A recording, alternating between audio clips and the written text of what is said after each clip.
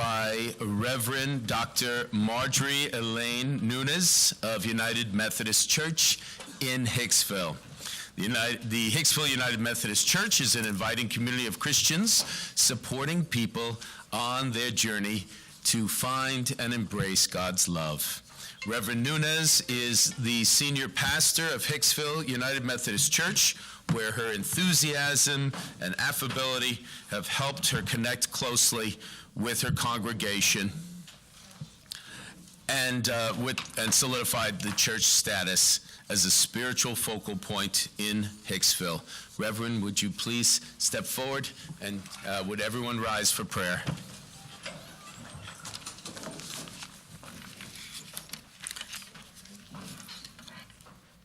Let us pray. God of power and might, wisdom and justice, through you authority is rightly administered, laws are enacted, and judgment is decreed. You have gathered your servant leaders here so that this assembly may not simply be an arena of legislative work, but also a beacon of hope, truth, justice, unity, and community for our town, county, and state. As they enter this new session, give each of these legislators the ability not only to develop practical answers to today's problems, but also bestow upon them the prophetic vision and faithful imagination needed to create long-term solutions that will benefit all people. Almighty God, you rule all the peoples of the earth. In the scriptures, you have said that citizens ought to obey the governing authorities, since you have established those very authorities to promote peace and order and justice. Therefore, I pray for the Oyster Bay Town's Supervisor, Joseph Saladino, for the various levels of city officials, and in particular for those assembled for the board meeting today. I'm asking that you would graciously grant them wisdom to govern amid the conflicting interests and issues of our times, a sense of the welfare and true needs of our people, a keen thirst for justice and rightness, confidence in what is good and fitting, the ability to work together in harmony even when there is honest disagreement, a personal peace in their lives and joy in their task. I pray for the agenda set before them today. Please give them an assurance of what would please you and what would benefit those who live and work in and around our beloved town and county. As they tackle the various issues facing our town and county, inspire in these leaders great courage and wisdom to look beyond themselves to higher purposes and even greater horizons. Gracious and loving God, may you always bless the United States of America, its people, and those who lead and stand for justice and liberty for all its citizens. It is in your most blessed name I pray. Amen. Amen. Thank you, Reverend Dr. Nunes. Very inspiring words and a great example to govern by and to live by. And all of my colleagues on the town board and our community thanks you very much for that inspirational message in your prayer. God bless you and your congregation. Thank you for joining us. God bless the work you do. Thank you very much. That was very inspiring. Next, our Pledge of Allegiance will be led by Jennifer Cantone, the Director of Development for Special Olympics New York. If you would kindly face the flag. Jennifer, are you with us? She is? She is not. Is there a veteran in the audience? Do we have a veteran with us? Would you please step forward, sir?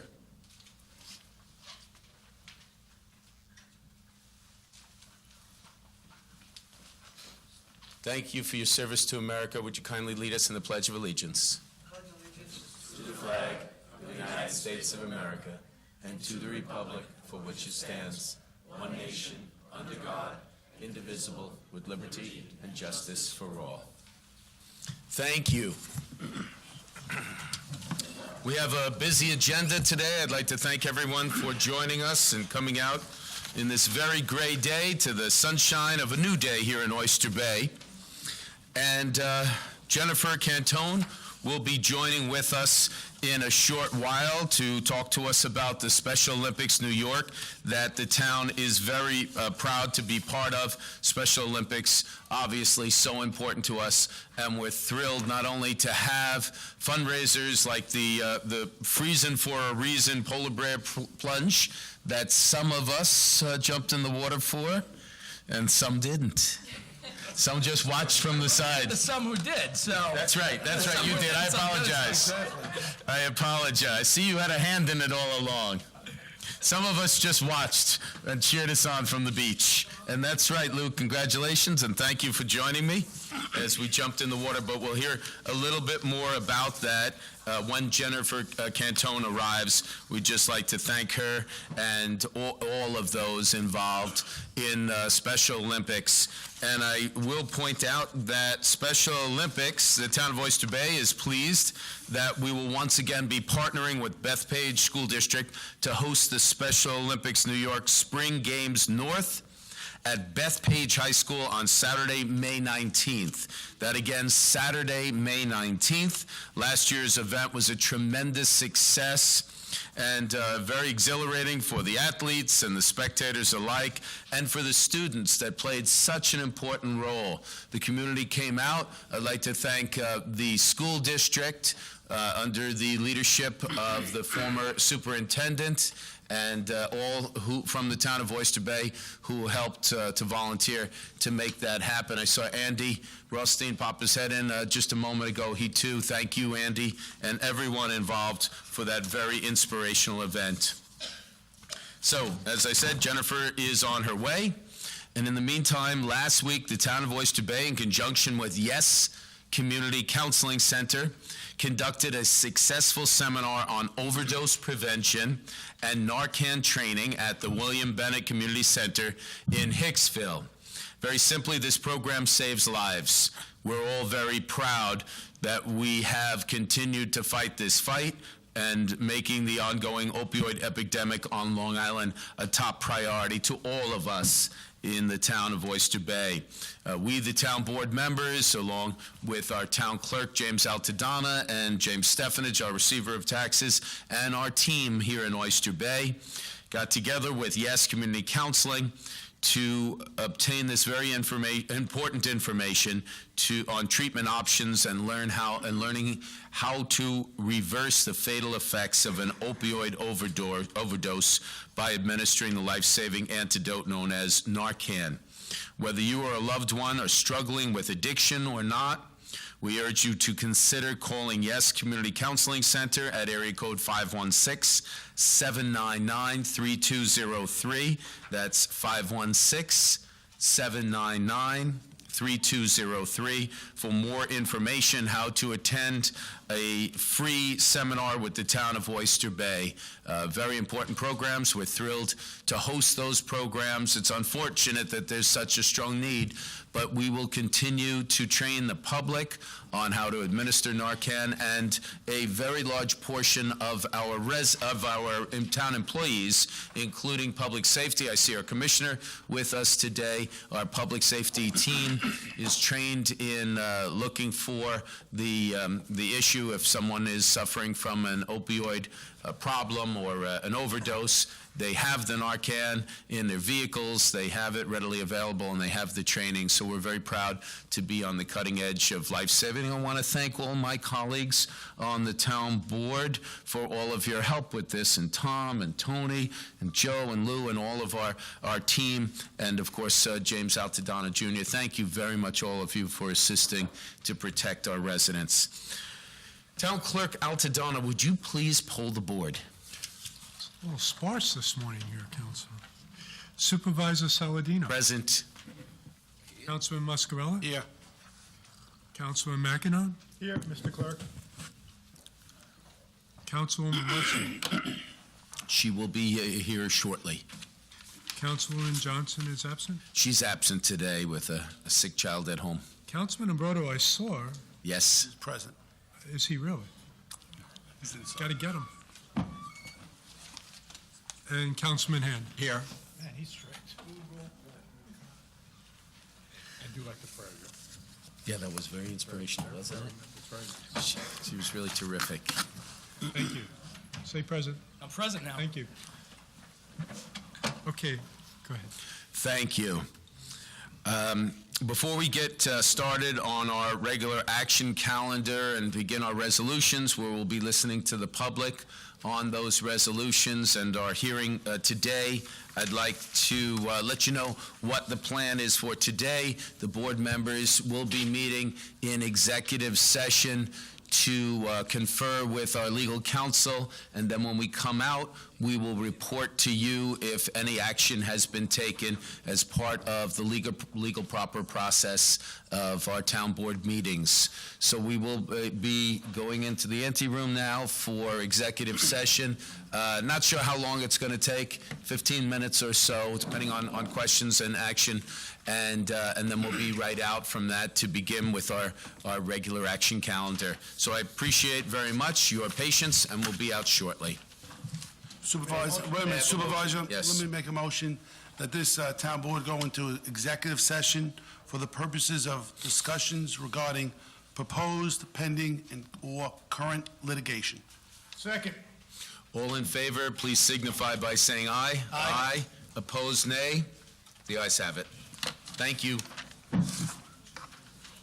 Yes, we have two hearings that we'll be getting to immediately as soon as we come out of executive session.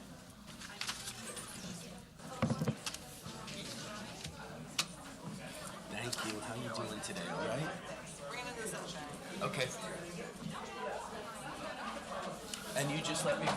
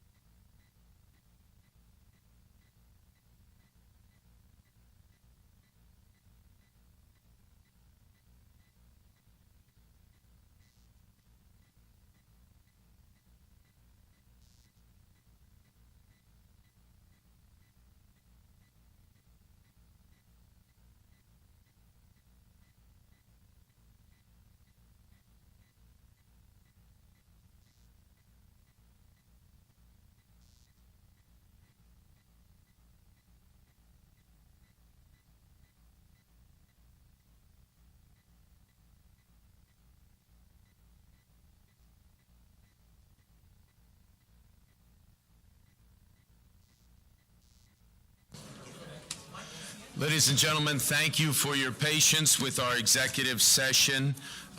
Councilman Muscarella, would you please report? Supervisor, I'll make a motion to end the executive session. No action has been taken. May I have a second? Second. All in favor, please signify by saying aye. Aye. Those opposed, nay. The ayes have it. Thank you.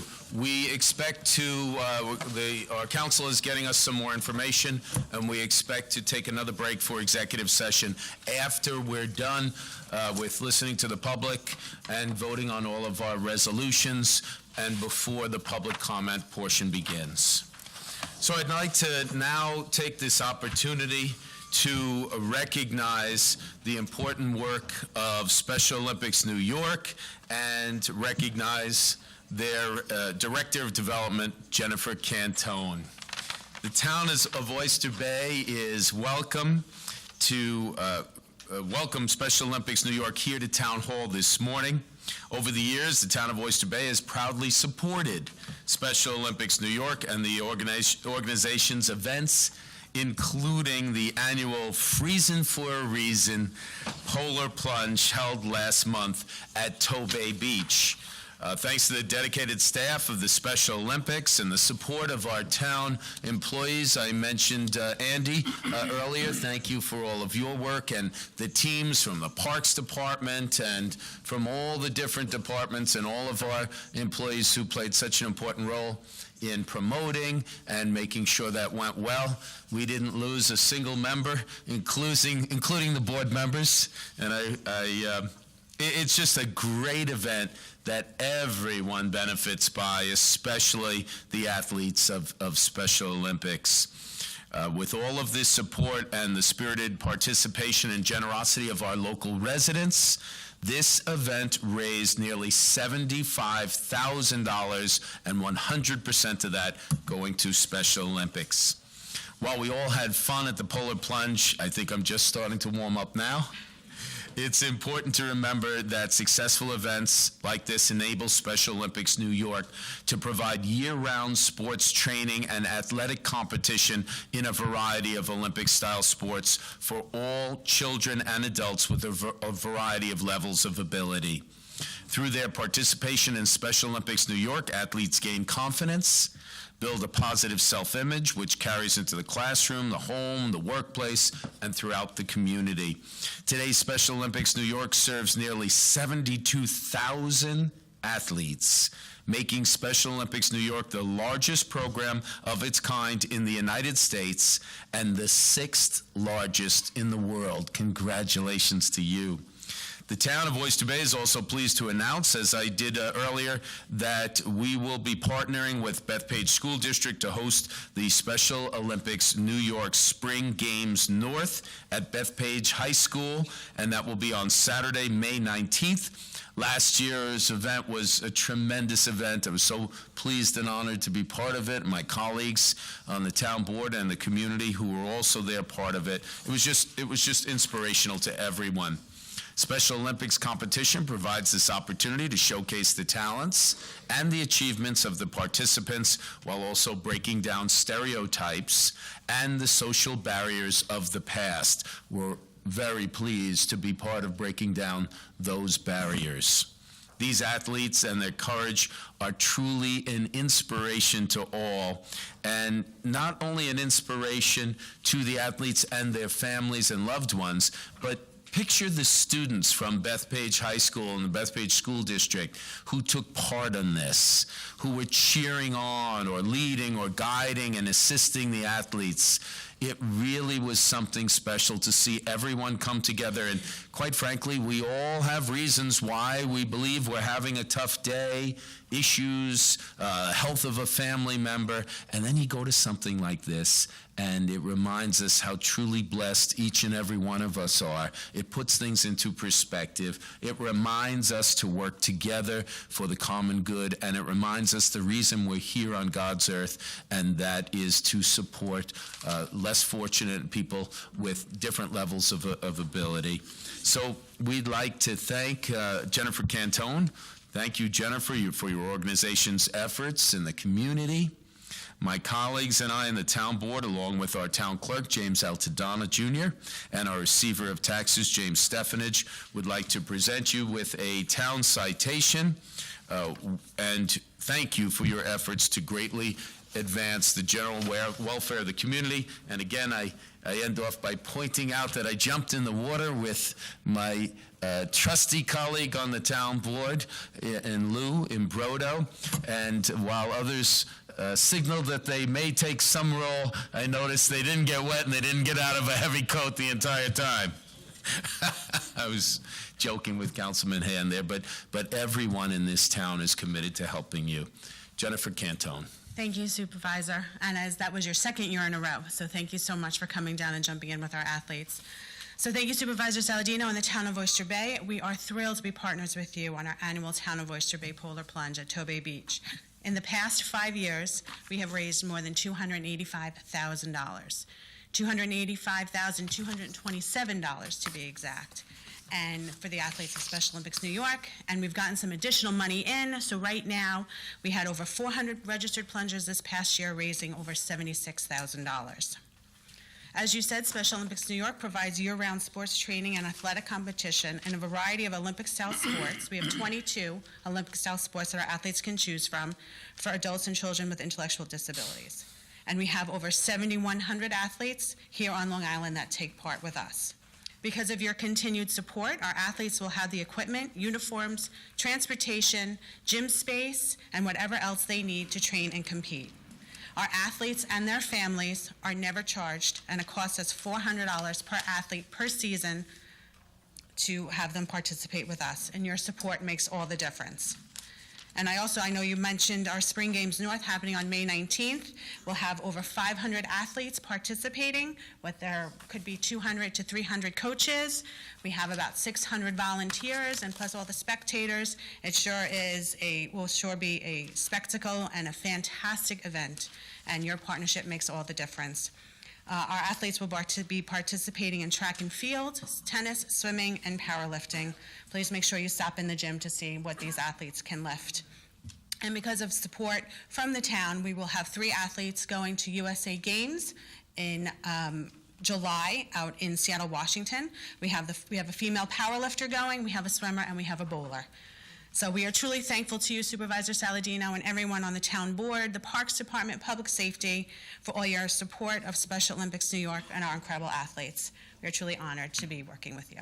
Thank you. Well, thank you, Jen, for all of your work, but I do want to point out it's not me, it's the team, it's the family of the town of Oyster Bay. All of our electeds, all of our departments, so many people who came together and embraced the love that is such a strong part of Special Olympics. So God bless you for doing this work, and all of us would like to join you and to present this town citation to you and to Special Olympics. So if all of my colleagues, and as well as our town clerk and receiver and town board members join us down front. On the side.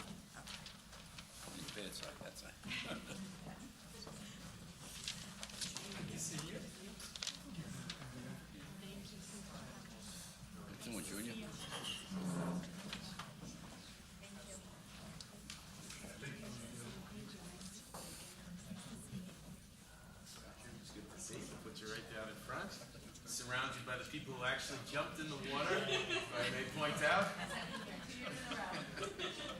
Councilwoman, perfect. Let me just make sure I see everybody. Yeah, we're good. That's perfect. Felt good when you came. Councilman, yeah, no, right there, perfect.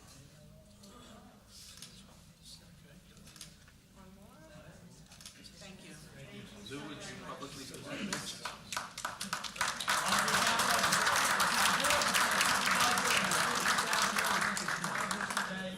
Present you the citation and say thank you. Thank you so very much.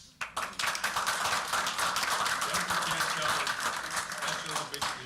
apologize for my delay.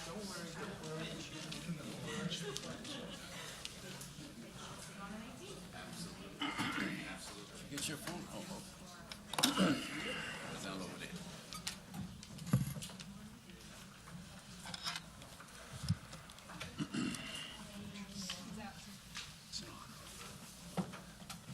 Okay, we have already pulled the board to get things started, and I'll ask our town clerk, James Altadonna Jr., to please call the first hearing.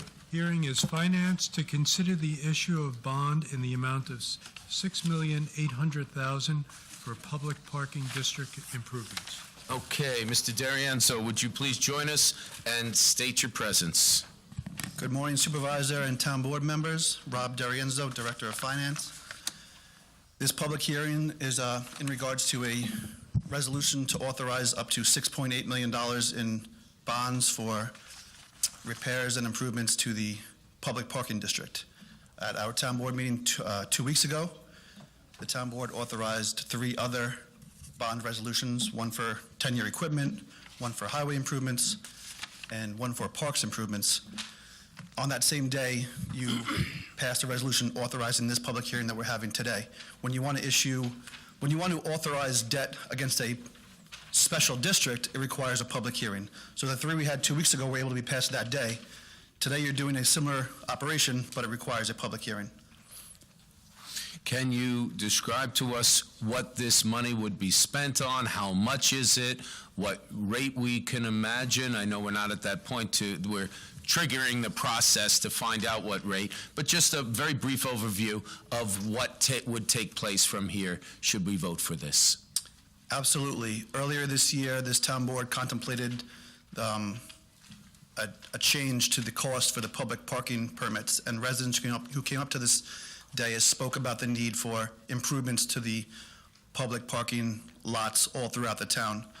The money that you would be authorizing today would go towards repairs at the Hicksville parking garage, and additionally towards repairs at lots throughout the town on an as-needed basis.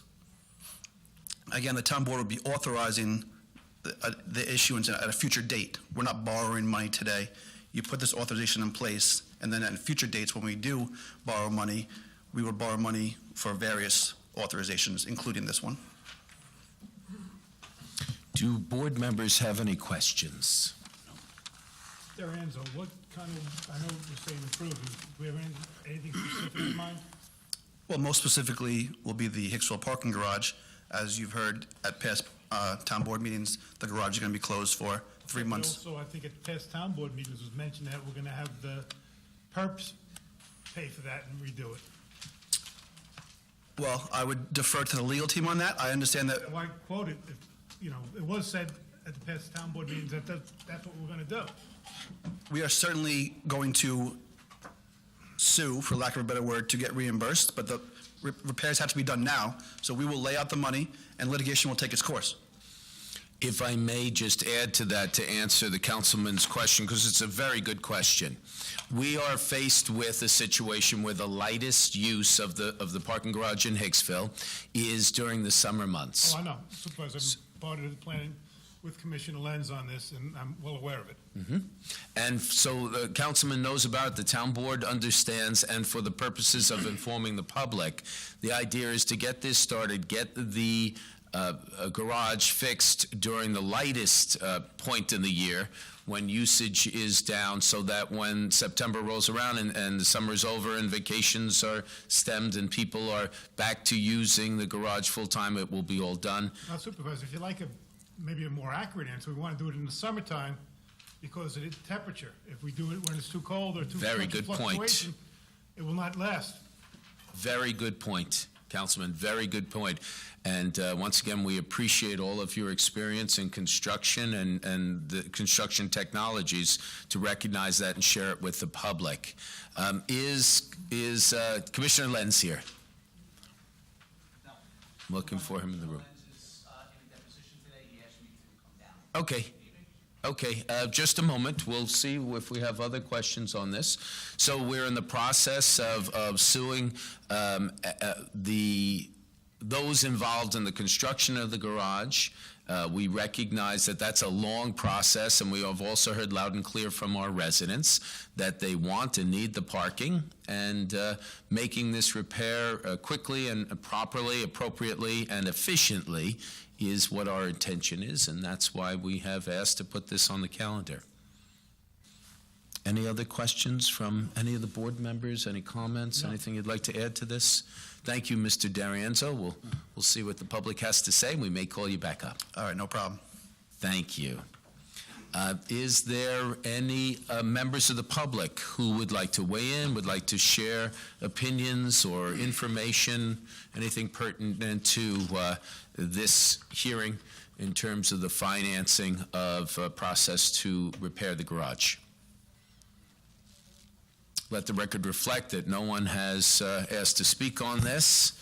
And do we have anyone who has put in a slip on this? I do not see any slip on that either. And so that's the plan. Is there any correspondence? We have affidavits of postings and publications. There are no other correspondence. All right, thank you very much. So if there is no one else who would like to speak, I'd like to call for a vote. Supervisor, I'll make a motion that this public hearing be closed and the decision be voted on today. Second.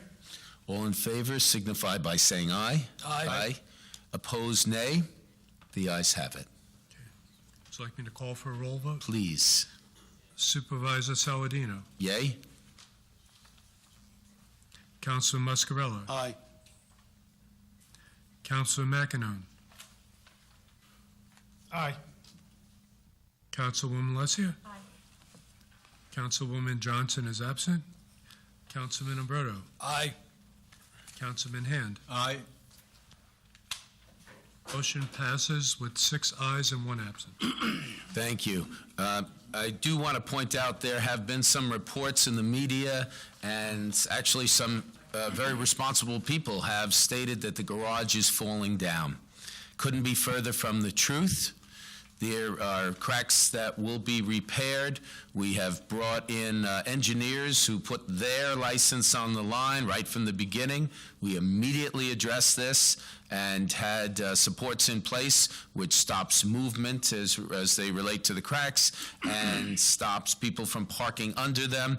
The only thing we have seen in the way of a public complaint are people who are asking to be reimbursed for compounding and waxing on their cars, and that's been the extent of damage. So I want to thank our department and our teams for their quick response and the way they've carried out this process, and we're looking forward to continuing to keep a very close eye as this progresses, and I'll be reaching out to my colleagues, including Councilman McEnone, who has a very strong background in construction technology, so that we may do this right the first time. And that's how we're going to get it done. So I thank you. Would the town clerk please call the second hearing?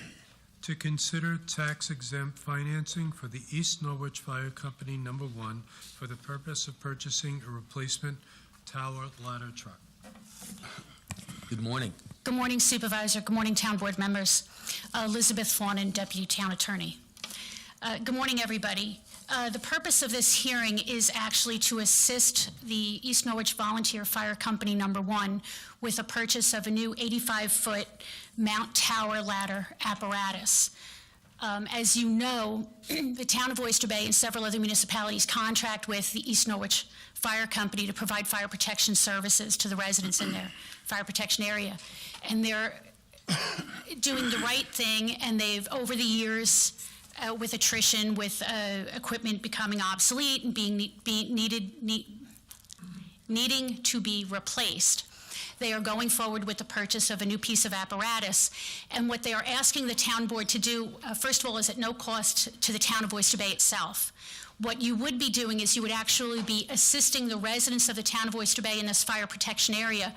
Your vote today, with a yay on this resolution, would reduce the cost to the residents of the fire protection area, because there's a unique provision of the IRS code that says if they, in essence, receive a home rule message confirming their tax-exempt status, the lender financing the portion of their purchase does not pay income tax on the money that they make on the lending, and as a result, the interest rate is reduced to the fire company. So what we are doing is a win-win for the taxpayers and for the fire company. Having said that, we have with us today Attorney James Camerata, who is the attorney for the fire company, as well as the president of the fire company, Chris Velzer, who has been the president for the past 8 years. So I'm going to ask Jim to come on up and speak to the... Just one quick question, Counselor.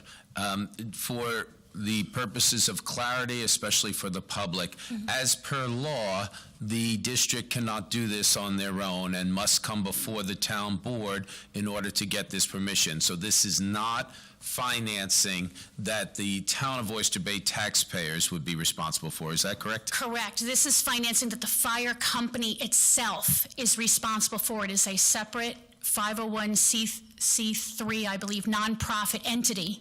It is a separate corporation. They will be taking out the loan and financing the truck. It is simply that the town of Oyster Bay recognizes their tax-exempt status, which allows them to buy the truck at a lower cost to them and therefore to the residents of that fire protection area.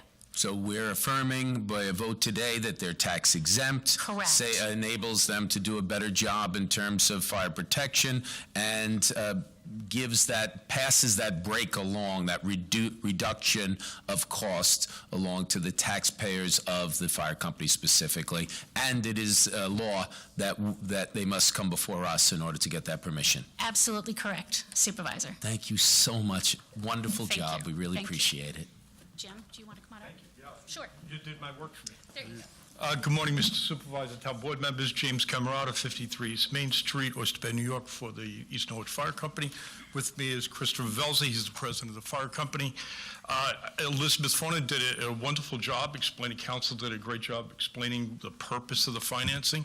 Under the IRS code, the IRS allows banking institutions that lend to fire protection organizations, volunteer organizations, to participate in low-interest financing. The way it essentially works is that the bank who is lending the money does not have to pay income tax on the profit generated from the loan, and therefore certain institutions reduce the cost of the loan to the fire corporation. For the fire corporation to participate, it requires a resolution to the town board where the fire company's headquarters is located, just essentially certifying that the fire corporation is a not-for-profit fire corporation. And in fact, we are. East Norwich Fire Company is a not-for-profit special fire corporation organized under New York State not-for-profit corporation laws. So we'd very much appreciate the approval today, and so we can get on with purchasing a fire truck. Thank you Any so questions? much for your presentation. That's our next step. All right. Any questions? Anyone have any Great. questions? Thank you so much. Thank you so See you much. yesterday. Bye And now. I'd like to take this opportunity to thank you and your members for your dedication, for your everything you provide us in the way of safety. When all of us are running from a fire, you're running in. And you and your members have an affinity and a dedication to excellence that's second to none. We're so proud of you and appreciative. So God bless you and all of the members of your fire company. Is there any, would anyone like to be heard on this hearing? Yes, please come forward.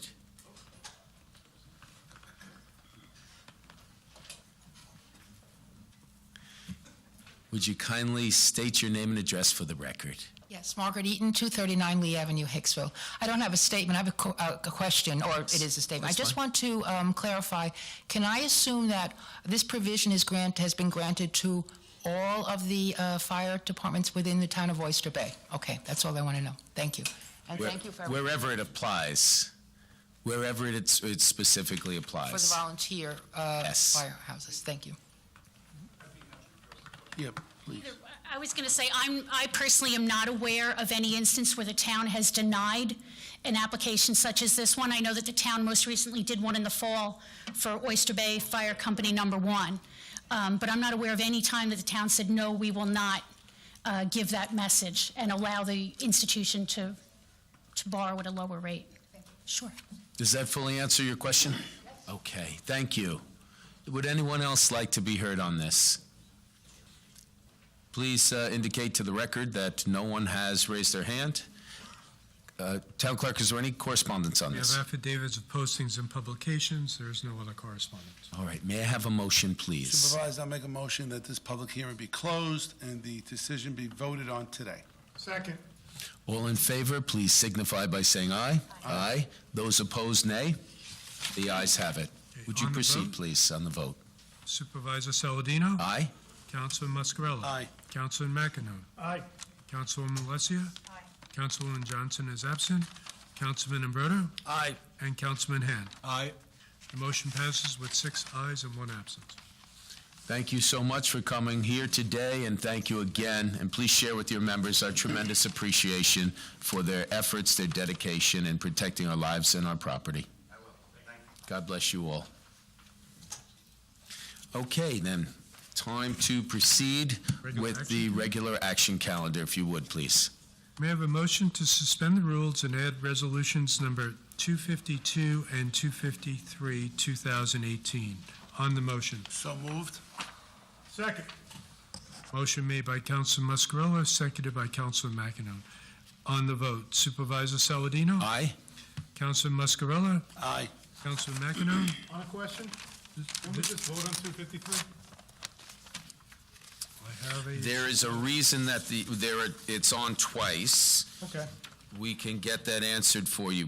Both are components of this. I think one is, well, let's get the opinion. Where is our counsel, our legal counsel? We went over this the other day, and there's a reason why it's on twice. Please, thank you. Of course.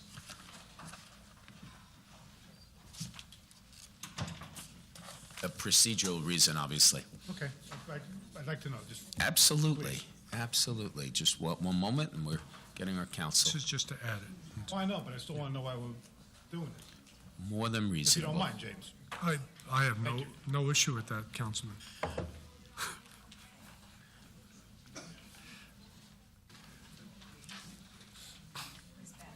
Would you please approach?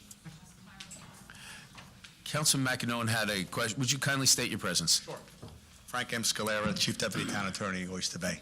Councilman McEnroe had a question as to why, if we just voted on the hearing for the tax-exempt financing for East Norwich Fire Company, why is it then again on for Resolution 253? And I believe we had discussed that this is procedural. Yeah, it's procedural. You have the hearing, then, It's Resolution 250, that's Oh, I apologize. the hearing that we just had. Okay. 253 is a completely separate matter.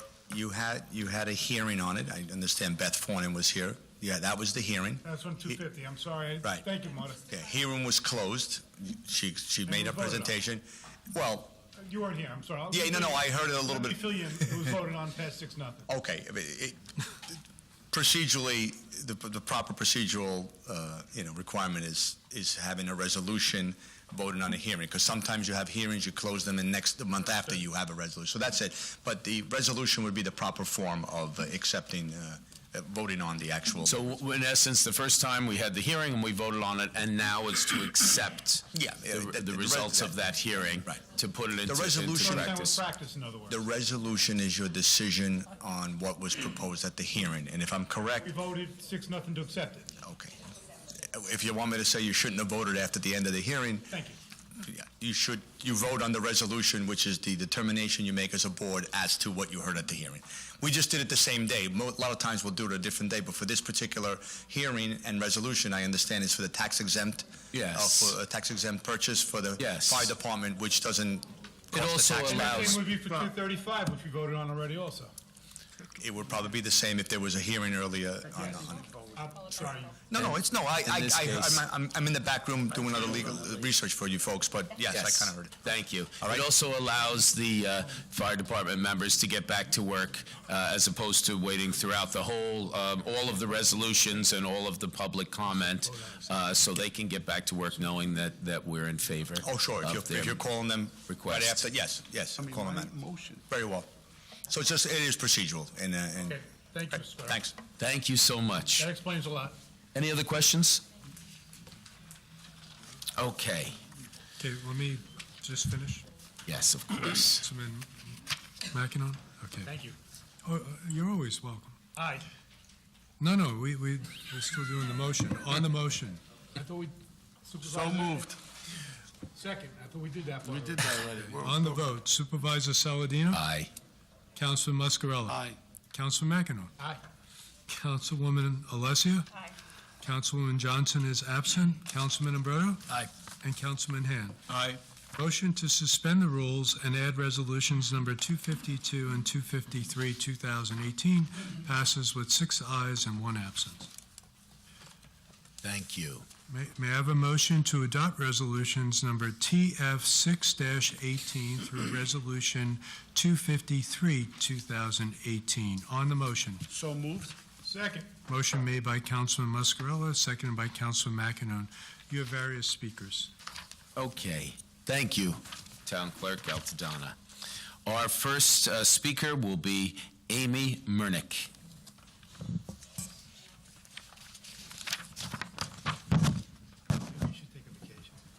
Good morning, Amy.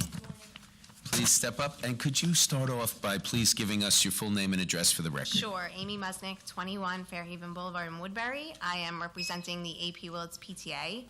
We voted June 2017 at our meeting against the Taco Bell. I have emailed everyone just to put it out there because it's now back on your agenda.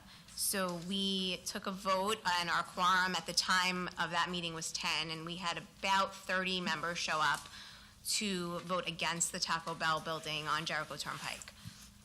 Some topics that were brought up to avoid traffic pattern in that area, it's very heavy, as is. Our school is located behind that area, and it's pretty much hidden, as is, and we'd like to keep it that way, avoiding crime, vandalism, any potential security issues that we now schools have all been aware of. Another issue is that our school district overall is really talking about healthy eating, and it's a very unhealthy food option that's open to 4 a.m. So it's just bringing a lot of different options to the environment that we don't need.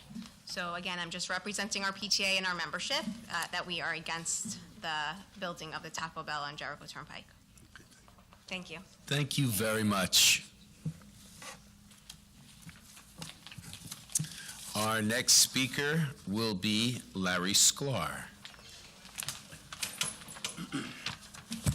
Good morning, Town Council, Supervisor.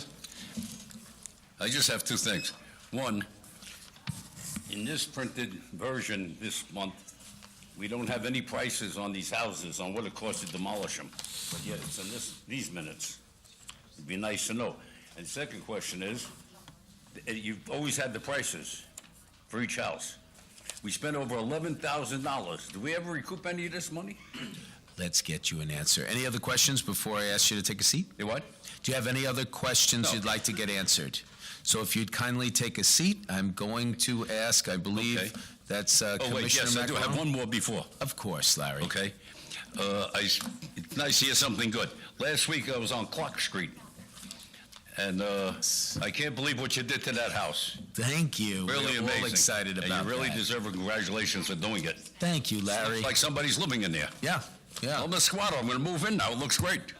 I know you're only kidding. Really. So we It's a don't have great to have idea you to do it. escorted out. Thank you, Larry. Thanks for that nice compliment. What Mr. Sklar is referring to is a change in our town code. Thanks to all of our board members, as well as our committee on Quality of Life, our Quality of Life Task Force. Thank you. Our Town of Oyster Bay Quality of Life Task Force, which is being co-chaired by Councilman Lou Ambrodo and our town clerk, James Altadonna Jr., with the support of all of the board.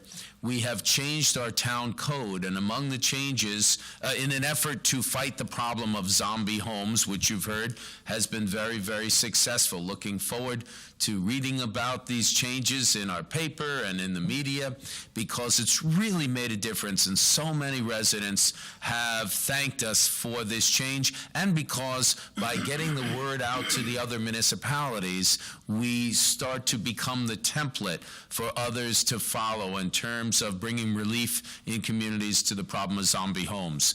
We have made it mandatory for banks and the lending institutions that own these homes to put $25,000 in escrow so as to ensure that they are paying for the upkeep and maintenance and not our taxpayers. And additionally, what Mr. Sklar specifically referred to was that we are now mandating that these homes take down the plywood on the doors and the windows and replace it with polycarbonate, which is also known by the brand name plexiglass.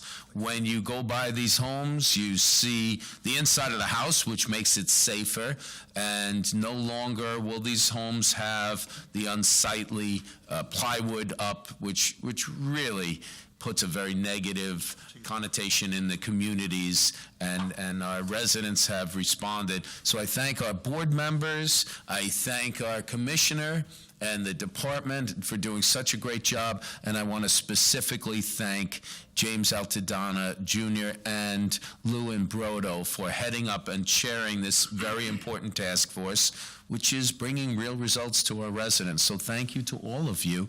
Thank you for pointing it out, Mr. Sklar. We really appreciate it.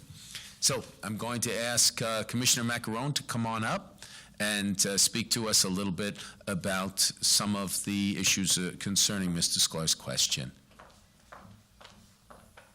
Good morning, Elizabeth Macarone, Commissioner Planning and Development. On today's docket or town board calendar, as well as many of the others, we have the property cleanups. As many of you know, when we receive a request or a complaint regarding an unkept piece of property, we send out our code enforcement officers. We attempt to get the property owner to do the required work. In many instances, it's a vacant piece of property. After the proper service, we will then notify our highway department, and they will send out their crew to perform the work that needs to be done. At that point, the highway department prepares a list of all the hours that were worked by their staff.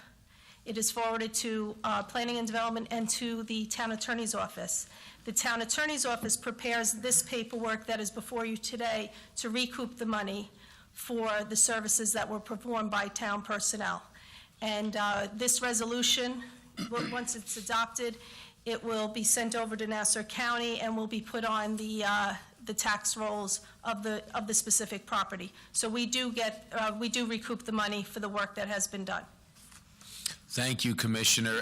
For those of you who follow along with our resolutions and take a look at the backup, you'll see on many of our town resolutions, perhaps the majority of them, or close to it, are for authorizing a property cleanup and then putting it on the tax assessment rolls so that the home can't be sold with and the deed transferred without the town being paid. Now, there are residents through our notifications who take care of the property themselves. There are residents who don't respond. It's a long legal process that we adhere to, and we give the resident plenty of opportunities to be forewarned and give them an opportunity to do the cleanup themselves. When they don't, we proceed with this and do that cleanup and charge the homeowner so that our taxpayers are not absorbing that cost.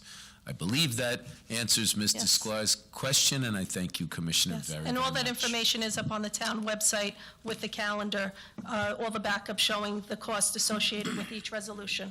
And that we fully document how many employees and what the charge is and how that we arrive at that cost. Absolutely. Thank you very much, Commissioner, for your diligence. All right, our next speaker will be Patricia Flynn.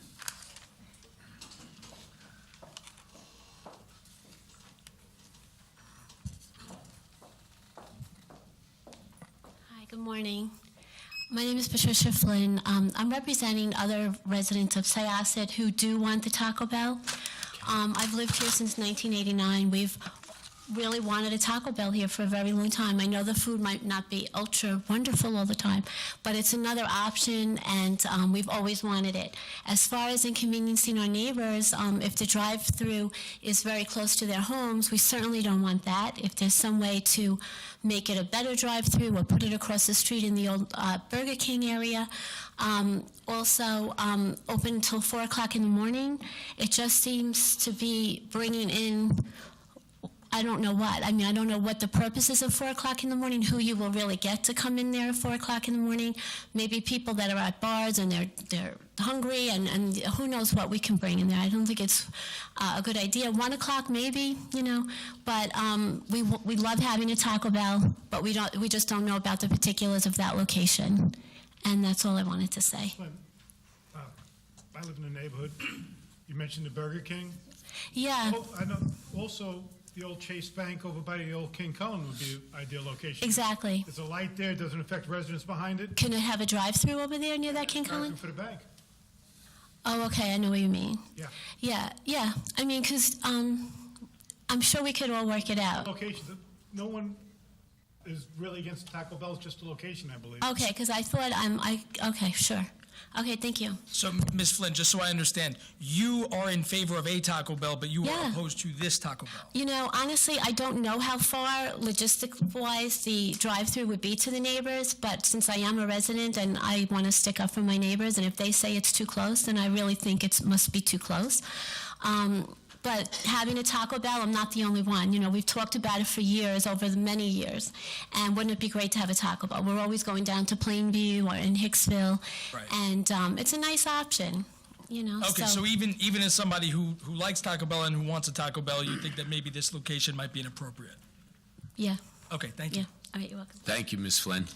That's all I have on these resolutions. Is there anyone else who would like to be heard on any of the resolutions? Supervisor, I just wanted to comment on Yes, please. 247. I just want to verify, this is a negative declaration on 50 Engle Street, but this is for the sale. So depending on who comes forward to purchase the property, there would then be another environmental review at that time? Let me get that answer specifically. Who do we have? George Baptista? Would you kindly come forward?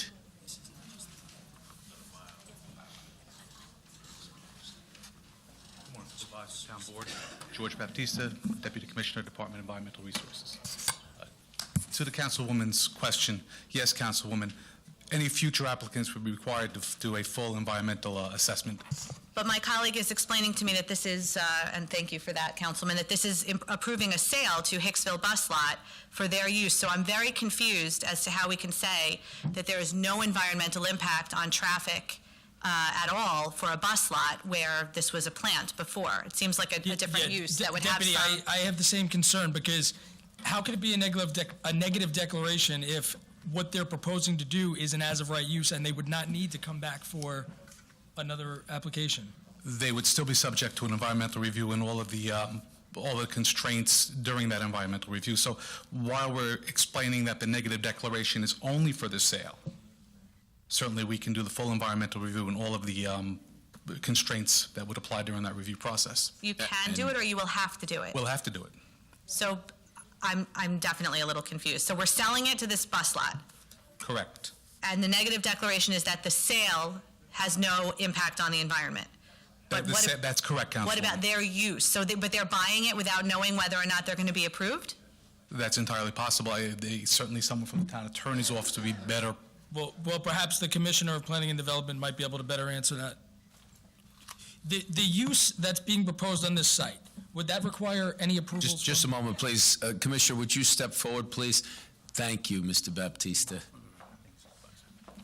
Yes, this is, you're voting on the sale of the property, but like any other piece of property that you sell, you are not selling the property for a specific use. It's being purchased by this bus company, but they are purchasing it just as a piece of property.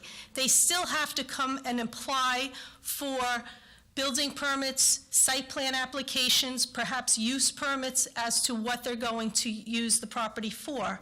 And that will require a full planning and development review, as well as a special use environmental review, similar to the sale of DPW and that project. But is this bus lot an as-of-right use for this parcel? In the LI district, yes. So but nonetheless will require a SEQA review? SEQA review during the site plan review process. I'm satisfied, thank you. Okay, thank you. Thank you. Thank you very much. Is there anyone else, town board or in the public? Yes, yes. Thank you. Please step forward, and if you could please start off by giving us your full name and full address. Sure. Maureen Ahern, 12 Jarvis Avenue in Syosset. I live directly behind the proposed Taco Bell. I can see that property from my house. Not necessarily opposed to Taco Bell or a restaurant. There's a restaurant there now, so I don't know what we could do to say that we can't put another restaurant there.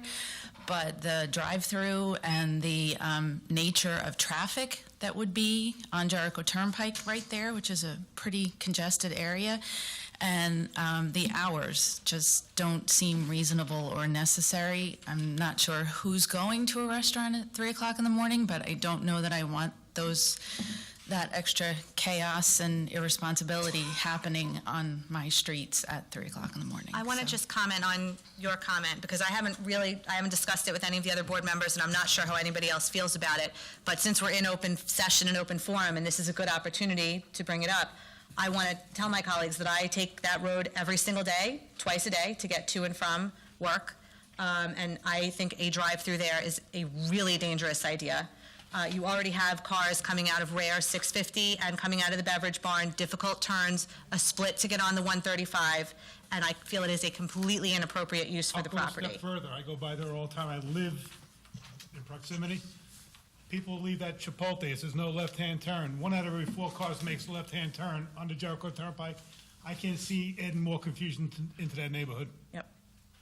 So we're, at minimum, you've got 2 of us. I don't know how the other board members feel, but I just wanted to express that out here to the rest of you, that as somebody who has personal experience there, I think it's a mistake. Ms. Ahern, you brought up a very valid point in regards to the drive-through. Initially, the request was somewhere around the 4 o'clock hour. There were some restrictive covenants to 2 o'clock, but that would be setting a much later time than other drive-throughs in that area.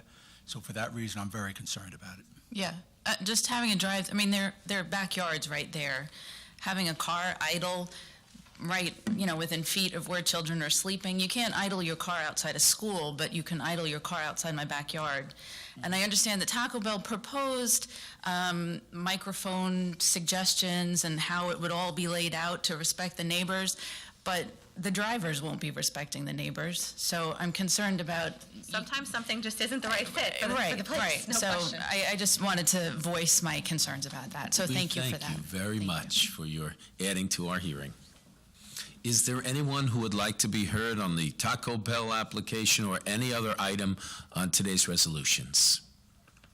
Yes, please, come forward.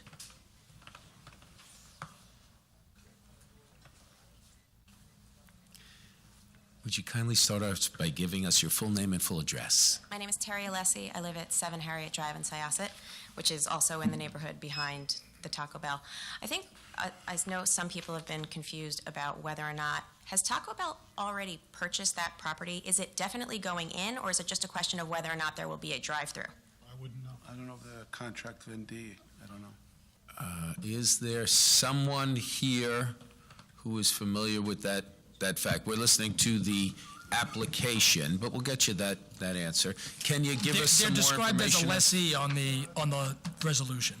Excuse me, I'm sorry? They're described as a lessee on the resolution. Okay. That they're leasing That's what the the property resolution says. I rather don't than know purchasing it, but we firsthand can whether get you an who owns answer. the property. While we're It says in the resolution. finding that out, do you have other comments, or would you like to give us your opinion on this application? Speaking as someone who lives in the neighborhood, we would prefer it not to be there. Whether or not, I don't know if it's going in and the question is just the drive-through or not, but as someone who lives in the neighborhood, a restaurant that potentially has a drive-through that's open until 4 a.m. is not something that's desirable to us. It invites crime, it invites potential vandalism, it invites, my parents always said nothing good happens after midnight. I was thinking the same thing. Do we need people driving around our neighborhood potentially, looking for a place to park and have their late night snack? No.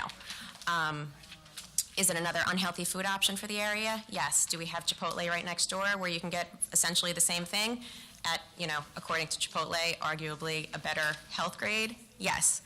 And then I would also just say, in front of that particular area, the parcel of land that they're looking to put it, there's a change in the traffic pattern there as well. That is where it goes from 3 lanes to 2 lanes. So you already have that congestion, and then everything else that Councilwoman Alessia spoke to. It's just a lot going on there, and it just seems like a very bad spot to put some kind of restaurant that's going to have a giant traffic flow going through. That's all. We very much appreciate your testimony. It's very helpful in our decision-making. At least one other resident said that they're not opposed to a Taco Bell or that type of fast food establishment in another location. What are your feelings on that? I wouldn't have an opposition to it in another location. I just feel that that particular location It's not properly suited for that location. for that kind of a restaurant. Thank you very much. You've been very helpful today. Thank you. Is there anyone else who would like to be heard on this application or any of the resolutions before us today? Would you like to come back up again?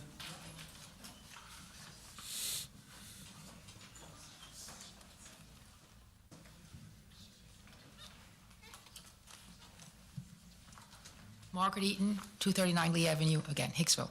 Just questions regarding Resolution 249A and 249B. First of all, we know that you're under litigation and you were trying to recoup some of the funds that we laid out to begin with. Are you able to share how much money we're suing for? Let me ask that of counsel. Is Mr. Scalera nearby? Let's bring him out and get that question. Obviously, there's been negotiation. Okay, and then just also with 249A, what is the difference between 249A and 249B? Okay, we'll get that answered for you. Okay, thank you.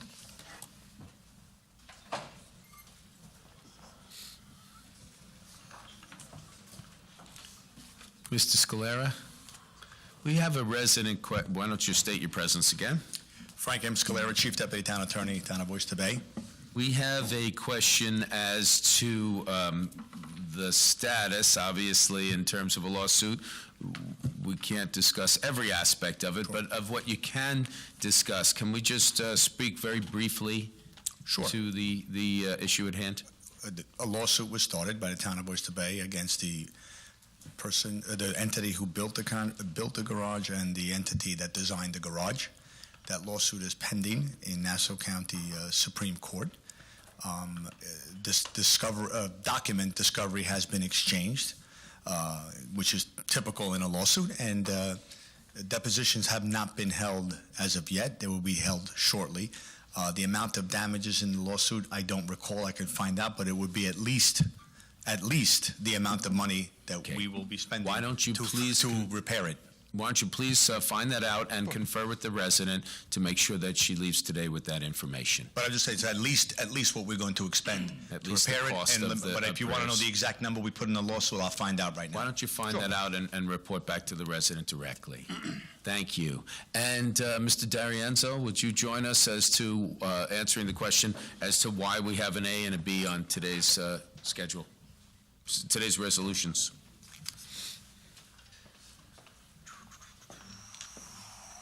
Good morning again, Supervisor and Town Board members. 249A and 249B. B is the actual resolution, and A is I believe it's called a public interest order.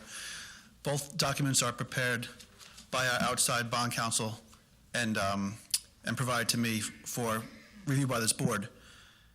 I believe it's just a matter of following the protocols of the local finance law, but the more important one is 249B. That's the actual resolution that authorizes the bond issuance. But to go ahead with this, both have to be passed. Correct, much like the order calling for the public hearing 2 weeks ago. This is all part of the procedure. Okay, thank you very much. No problem. Is there anyone else who has a question on any of these resolutions? Let the record indicate that no one has raised their hand. And do we have any notifications and correspondence? Yes, I have one from a Mr. Kevin McKenna. he'd like read into the record. He said, Syosset residents, do you want a Taco Bell to get approved to build a store within a drive-through replacing the in-between Rest and Bar at 424 Jericho Turnpike, Syosset, just east of Jackson Avenue? Original application was to be open as late as in between 2 a.m. Any other correspondence? That was it. All right, may I have a motion? Hang on, Supervisor. Certainly. I've gotten many correspondence from residents against this application. I shared with all the board members. Syosset residents came out overwhelmingly against this. I just wanted to share that with you. Thank you. Thank you so much.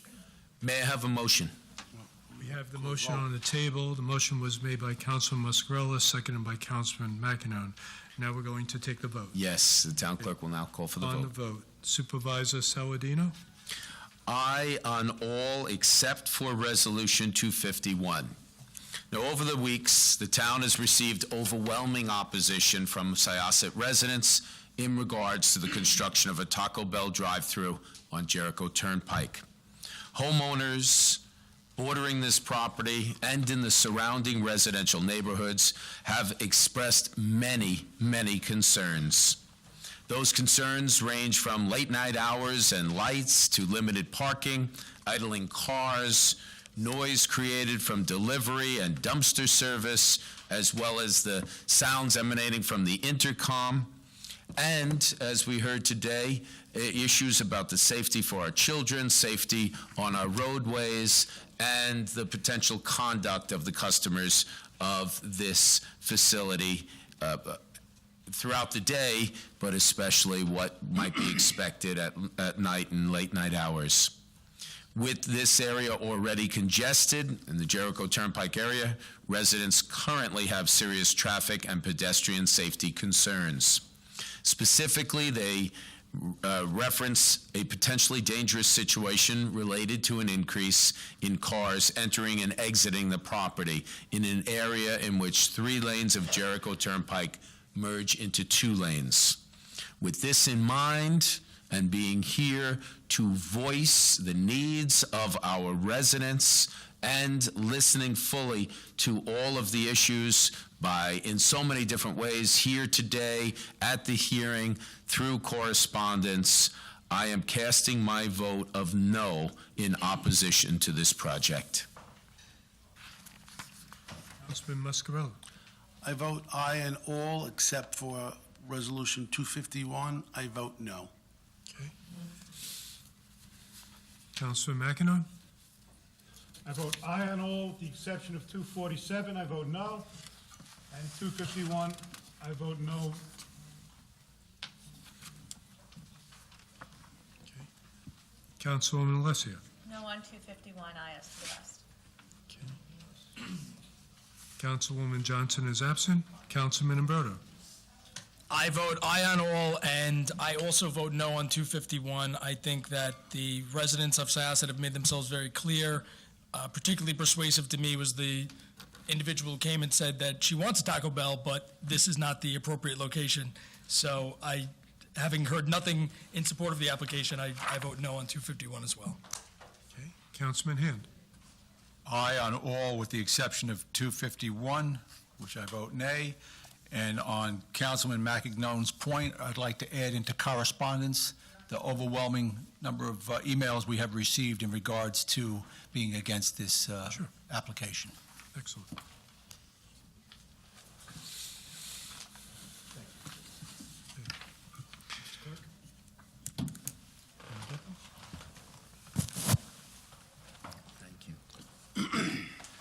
Okay, resolutions TF 618 through 246 passes with 6 ayes. Resolution 247 passes with 5 ayes and 1 nay. 248 through 250 passes with 6 ayes. 251 fails with 6 ayes and 1 absent. 250 to 253 passes with 6 ayes. The calendar is complete. Just for the record, I believe that was 6 nays, not 6 ayes on 251. Resolution 251 is defeated. 6 nays. Thank you, Town Clerk. You're welcome. Calendar's complete. All right, the calendar is complete, and I thank you very much. And I thank all of the residents, especially on Resolution 251. This is the way government is supposed to work. We are here to listen to you and to represent your needs, and you did a wonderful job in conveying the issues, sticking to the facts, presenting it very professionally, and I want to thank you as we point out that this once again proves it's a brand new day in the town of Oyster Bay, and we're so happy to work with you to continue good government in our town and protect our neighbors, protect our communities, protect our children, and make the town a safer place. God bless you all. Thank you.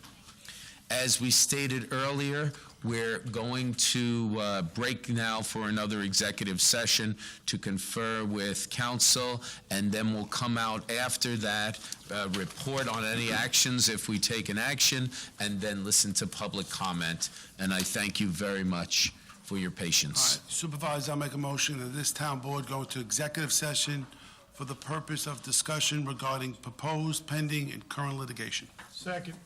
All in favor, please signify by saying aye. Aye. Those opposed, nay. The ayes have it. Thank you. We'll be coming back out to finish our meeting as quickly as possible. Thanks, Tony. Thank you. Appreciate that. You know what? Right thing to do.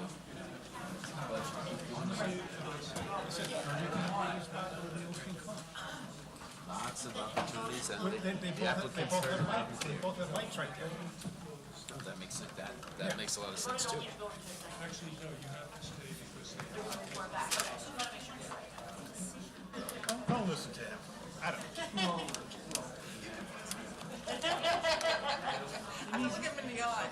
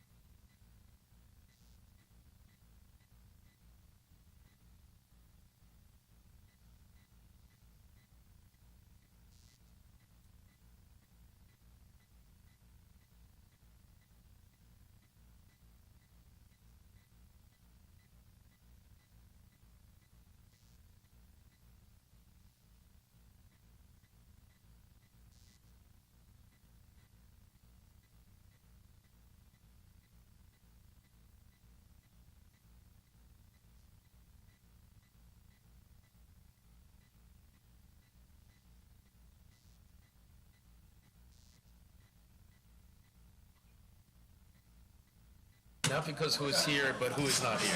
Okay, one moment, please. Ladies and gentlemen, if I may have your attention, please. Councilman Muscarella has the floor. As I make a motion to end the executive session, no action has been taken by the board. Second. All in favor, please signify by saying aye. Aye. Opposed, nay. The ayes have it. So now we need another motion to close our regular board meeting, so we may proceed with public comment. Supervisor, I make a motion to close the meeting. Second. All in favor, please signify by saying aye. Aye. Those opposed, nay. The ayes have it. All right, thank you, ladies and gentlemen. So far, I see we have one speaker. If anyone has not put in a slip yet to make a public comment, now is the time, and no one is charging the podium. So, John, you're up.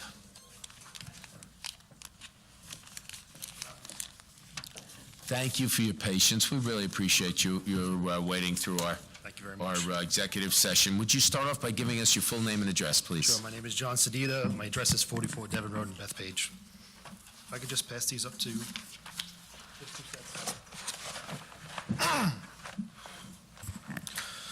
Good morning, Supervisor Salandino, councilwomen and men of the town board. First, let me thank you for the opportunity to speak today to address an issue that is very important to myself and many of my neighbors.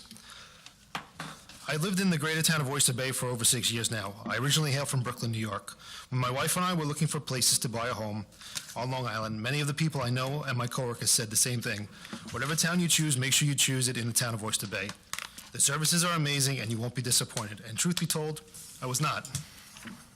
I enjoy living in the town of Oyster Bay and raising my 2 children here. But there's a very large issue that needs immediate attention, and that is the town control, There's a very large issue that needs attention, and that is the conditions of the roads.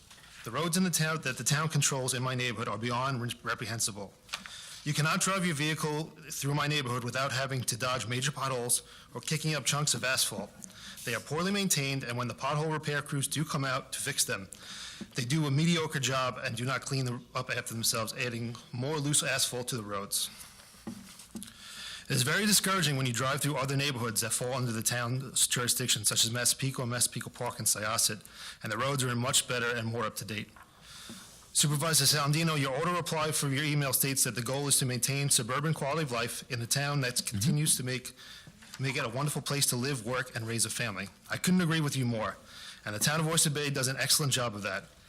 And that is why I live here and I choose to live here. But on the aforementioned issues I brought up, sadly, the town has missed the mark. So my only question really here today is, what kind of checks and balances were in place when it came to the roads, and what type of proactive measures were taken to maintain them? If not, why were they not adhered to? And going forward, what's going to be done to fix it? And Okay, just John, what I'm hearing is you'd like to know, when are we going to get the roads done? Right. So we're all ready to answer this question because we have been working on this and giving this our full attention. And you're absolutely right. Every municipality on Long Island, we speak to the other supervisors, the county executives, village mayors, everyone is in agreement between the rough, very cold winters that we've had, the amount of salt going down on the roads. Everyone is suffering from this same problem equally in every community and every municipality. So let's bring you up to speed on what we have been working on, what we put in place, and how we are tackling this problem that we believe is one of our very highest priorities, to get our roads redone and get them done properly. We have contacted a company that has a brand new piece of equipment that's just come out on the market. It's called Pothole Killer. We're scheduled for a trial run of that piece of equipment on Town of Oyster Bay roads. And we have created a new rating system, and at the end of a board meeting here in 2017, we not only announced it, but we went through a PowerPoint presentation to bring to the public's attention how we're doing this, how we're rating roads, so that we may equally bring attention to all communities, and then within each community, utilize a priority system. So it's not the situation where somebody makes a phone call and that road gets done. I don't know if that's how it was done in the past, but it's certainly not going to be that way under this administration. Right. So if you kindly take a seat, I'd ask Mr. Tassone to come up, and we will walk you through. Forgot my congratulations to you. I was going to thank you on helping us out with the Groman plume, by the way. as well. Thank you. That's been I something always like I've to been... end with something positive, and thank you, Councilman Thank Brodo, you. for answering my email. And Mr., thank you for sending the email. I want you to know that we did share it with our highway department. This isn't the first time they're hearing about it. I'm sure, yes. Like I said, I wanted kind of answers, and I don't mean to slam the people that do the potholes repairs. They help, but at this point, it's like putting a Band-Aid on a gunshot wound. Every single municipality has this same problem, and we have been very proactive, and we'll talk to you. It gives us an opportunity to tell you, to tell everyone watching on their computers, those members of the media here, to show that we're very proactive, that we recognize that this is a very serious issue, that it's getting the attention. And during the last board meeting, I believe it was during the last board meeting, we have begun the process of an appropriate bonding to have the resources to put exactly to this issue.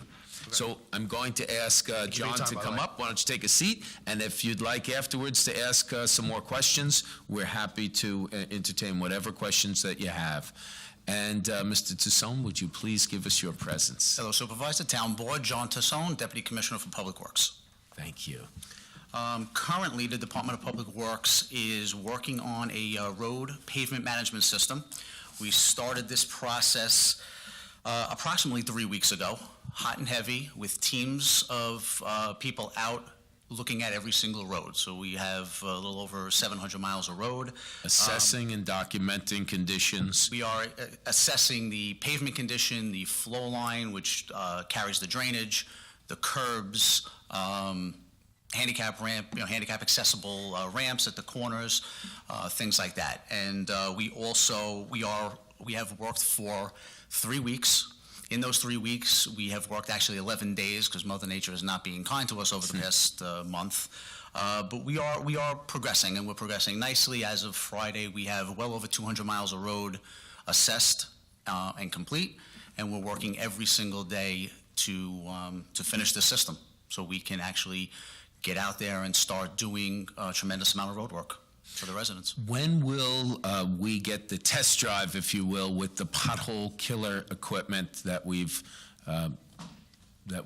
put in process? We have not scheduled that just yet. We actually scheduled it twice, and again, the snow held that up. We had to hold it up a little bit, so we're in the process of rescheduling it. The machine is coming from Pennsylvania. Okay. So we're in the process of rescheduling that, but we do have a couple of key locations to do it. So hopefully before the end of this week, we'll have it on schedule for you guys. I'd like to ask if it's feasible to include a location in Bethpage. John has been kind enough to give us a list of locations that he feels as a resident who regularly travels those roads. So if you'll look at these locations, and if any of these locations can also be included for Pothole Killer in our test drive, let's give special attention, not only throughout the town, but specifically to Bethpage. And as we go about a system that will equally provide the assistance throughout our town. Supervisor, Absolutely. I've seen this machine at a concrete expo out maybe a year ago, and it's amazing how well it works, and it does a great job, and it seals the area, something that we haven't been doing, so maybe it'll be a big help. I'm hoping Could it you will go be. through it, what it is, the machine, or what it does? Because a pothole just fills the pothole and then seals it, doesn't it? Okay, so the pothole killer, what it actually does is a big machine, almost looks similar to a concrete truck with a very, very long arm on it. Okay, and what it first does is it rolls up onto a pothole. It will, with compressed air, blow it out, clean out any loose material in there. The next step, it will lay in what we call AC, asphalt concrete, which is like a tar. Then having said that, they will actually blast in loose material on top of that to fill the pothole, not just dump a load of hot asphalt in there. It actually fills it with a bluestone, and then we actually cover it again in the same, I'm sorry? And it compresses it. It compresses it because it's forced, and then we actually cover it again with another layer of AC, asphalt cement, and then it's rolled, and we move on to the next one.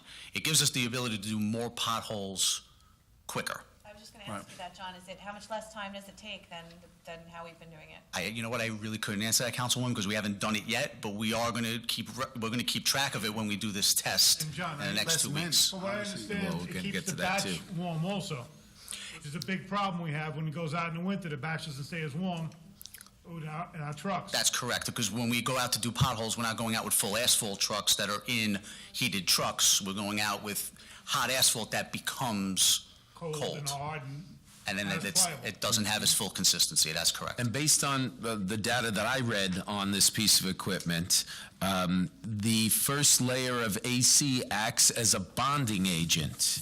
Exactly. That's what the AC is. It's a hot tar that will bond to the existing asphalt and then let the loose bluestone adhere to that as well. So when, in the past, when all municipalities put that asphalt in the hole and tamped it down and walked away, that lasted a short amount of time. Talk to us about that. It lasts. It goes based on what the weather is like. So when we go and fill a pothole, which we need to do in the dead of January when it's 2 degrees because it's necessary, you get rain, you get snow, ice builds up, it absorbs in, it gets underneath, and as soon as you get what we call freeze thaw, it heaves, it pops, you roll over it, and the next thing you know, it's garbage and it's crumbling all over the again. road. Yes.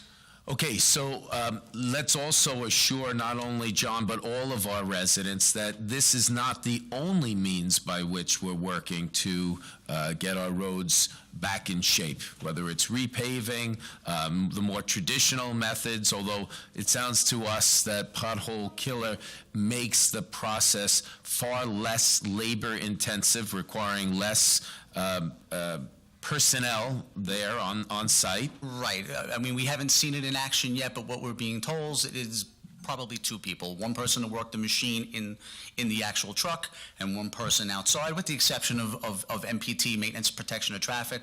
You do have to, protect the traffic behind you. So we do have to work with that. But here to all OSHA regulations. That comes with everything that we do. So, not to speak on behalf of the Highway Department, but we work, the Public Works and the Highway Department work very, very well together. And every single complaint that comes in, the Highway Department and the DPW, we work together, and we have an immediate source where they will respond within less than 24 hours, if possible, to fill a pothole on a complaint basis. And if we find anything, we have crews that are out there. Like I said, we have teams of people raiding these roads. If they roll up on something dangerous while they're looking, they call into us immediately, and we will dispatch the Highway Department to make an immediate temporary repair until we can do it. So we work hand in hand every day. Okay, so we have a system that we've put in place to assess our roads so that we fairly get the roads fixed across the town, and we have a priority application to that system so that we have a concrete way of addressing what the order in which these roads get done. That is correct. We have our more traditional methods of fixing our roads that we're readying to begin with. That We is trust, correct. yes. Yep, we have. And we have this Pothole Killer piece of equipment that will be testing out, and we may embrace this new technology to utilize it here in our town. And we have a system that we are improving from the past in our town, and you've received the direction from my administration as well as all of the town board members to make this priority 1, correct? That is absolutely correct. And Mr. Bishop, would you also concur with everything we've said? Yes. Mr. Bishop is the Deputy Commissioner of Highway and has also been very responsible for what's going on. And just one last point that I'd like to make, not only for John, but for all of our residents, that this is a problem that all municipalities in our region are grappling with. Is that correct? That is correct. It's an ongoing problem that every municipality and the town of Oyster Bay is going to have every single year. It's a horrible climate for asphalt that we live in. It doesn't really matter if it's the snow or just the ice and the cold. It's everything. The amount of salt that is needed to go down to protect and make the roads passable. It's the perfect storm. So we deal with this yearly. And from an engineering perspective, if you have a season like we have had this year, where there's been multiple storms, you have more storms than normal, even though they might not have been tremendously large storms where 3 feet of snow lasts for a week, the volume of storms that you have requires salting for each one, so that the overall volume of salt that's been applied is indeed much greater than if we just had, say, 1 or 2 bad storms. Correct. And that's going to affect the life expectancy of our roads. Absolutely. Okay. John, do you have any other questions in relation to this? Okay, so I'm going to ask you, please, to meet with the resident, to listen to the addresses and the roads, so that that can be entered as data into our road assessment system. And if there is a road or roads that need immediate attention because of very dangerous conditions, we'd like you to consider we would like you to work with the Deputy Commissioner to consider giving that immediate attention so as to reduce any safety issue. Absolutely. All right, so if you would... Supervisor, if I might, Of I want to course. say I've been working with DPW and Highway for a number of years now, and they do work very, very closely together, and they are a great team. Thank you. We certainly saw that once again this year in all that they've done, especially in combating these storms. We've said it publicly how much we thank and appreciate our workforce, from the people who drove the snowplows to those working behind the scenes. I like to call them the unsung heroes, our mechanics, our welders, the people who got that equipment broken, turned it around, got it replaced, got it repaired, and got the vehicles back on track and back doing their job. We had some, I believe the number was 290 pieces of equipment between snow plows, our pickup trucks, our sanders and spreaders. There were so many different pieces of equipment. It was quite amazing to work with every level of our workforce, whether it was people who were dealing with phone calls coming in, the public safety issues. I went around, my colleagues went around in different vehicles checking on the progress that took place. We were alerting the media to give the residents step-by-step instructions. And by the way, our residents also, and I know you would agree, Councilman, that our residents also deserve kudos and appreciation. They got their cars off the roads, which is critical for an efficient snow plowing operation. They moved their cars, they changed the chutes so that they were, in most cases, weren't shooting or shoveling snow back into the streets. Everyone cooperated, and we really saw a yeoman's effort. We're very proud of the outcome, and our residents have been happy with that. But with every snow, with every application of salt, with the cold weather that is affecting us in it seems as though we're going through longer periods of time with these freezing snaps, which also take their toll on the roads. Absolutely do. Well, thank you very much, and we'll ask you to meet with the resident immediately. John, thank you so much for taking so much time to come to us on this. All right, is there anyone else who would like to speak today? All right. We thank you very much for taking part in our meeting.